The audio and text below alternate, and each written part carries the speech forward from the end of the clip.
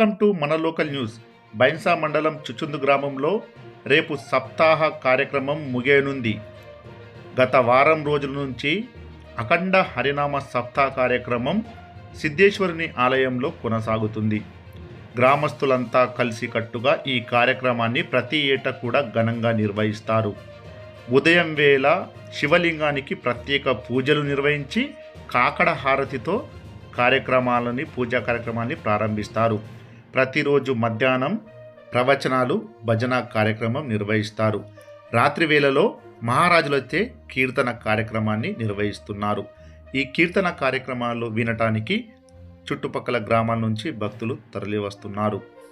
రేపు జరగబోయే కార్యక్రమానికి అన్ని ఏర్పాట్లు పూర్తి చేశామని ఆలయ కమిటీ సభ్యులు తెలపడం జరిగింది.